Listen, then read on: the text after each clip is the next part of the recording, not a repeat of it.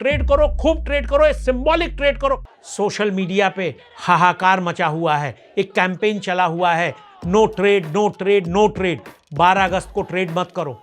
किसके लिए? रिटेल के लिए। रिटेल के नाम पे वो एलिमेंट्स जो पुराने सिस्टम का फायदा उठा रहे थे, वो आपके नाम पे चाहते हैं कि वो चलता रहे।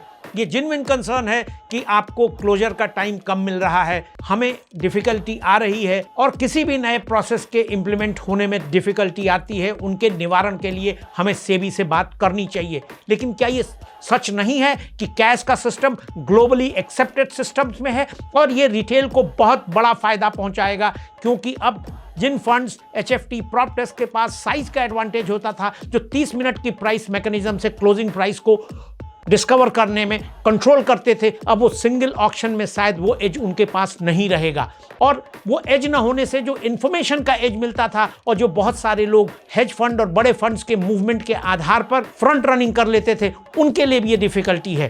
तो वो एक ऑर्गेनाइज्ड साउथ बॉम्बे क्लब जो पुराने सिस्टम से बेनिफिट हो रहा था, वो रिटेल के नाम पर आपसे नो ट्रेड बायकॉट अपनी मदद मांग रहा है। वो आपकी मदद नहीं कर रहा है। ये वैसे ही है जैसे गरीबी हटाओ करके 70 सालों से लोग सत्ता में आते रहे और गरीब वहीं का वहीं बना रहा। रिटेल के नाम पे ये रिटेल से सहयोग मांगने वाले लोग कोई रिटेल का फायदा नहीं करने वाले। मैं तो कहता हूं, आप कमेंट करके बताइए कि मैं सही हूं या नहीं, और आप सबसे अपील करता हूं कि ट्रेड करो, खूब ट्रेड करो, सिंबॉलिक ट्रेड करो, और ये बताओ कि सेबी का एक इनिशिएटिव जो रिटेल को फेवर कर सकता है, प्राइस मैकेनिज्म सॉल्व होने से, ट्रांसपेरेंट होने से, जो पैसिव इन्वेस्टर्स हैं, जो फंड में इन्वेस्ट करते हैं, जो SIP में इन्वेस्ट करते हैं, उनके लिए भी एक ट्रांसपेरेंट मैनर में प्राइस डिस्कवर होगी।